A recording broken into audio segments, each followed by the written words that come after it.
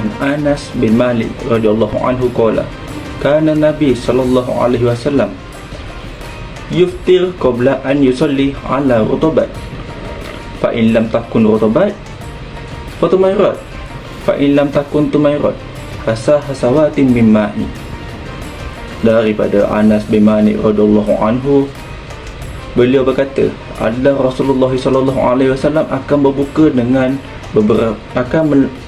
sebelum melakukan solat maghrib dengan beberapa buah rotab, iaitu kurma basah. Tetapi apabila tiada rotab, maka beliau akan memakan kurma, maka dengan buah kurma.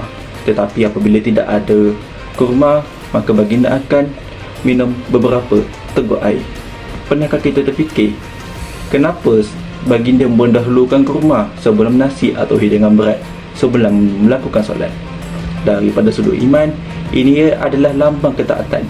Kita bukan sekadar berbuka untuk kenyang, tetapi untuk mengikut jejak langkah atau itibak Rasulullah sallallahu alaihi wasallam.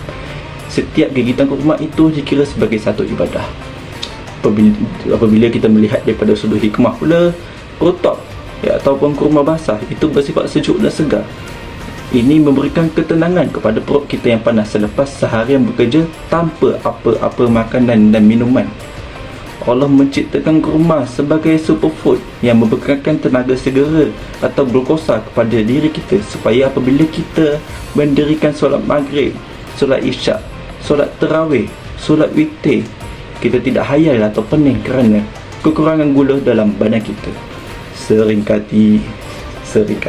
Seringkali kita melihat bila azan berkumandang, meja makan kita penuh dengan pelbagai juadah, tepung pelita, ayam pecik, popia sira dan lain-lain. Kita balas dendam dengan puasa kita balas dendam untuk seolah-olah kita menebus balik seharian kita yang tidak makan apa-apa.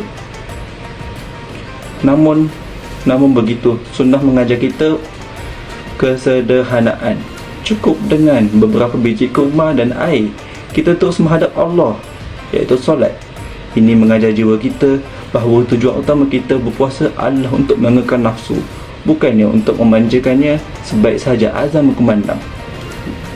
Marilah kita berazam setiap kali berbuka, niatkanlah, sahaja aku makan kurma ini kerana mengikut sunnah Nabi-Mu, ya Allah.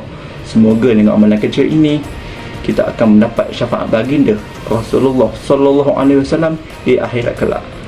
Assalamualaikum warahmatullahi wabarakatuh. Sekian, terima kasih.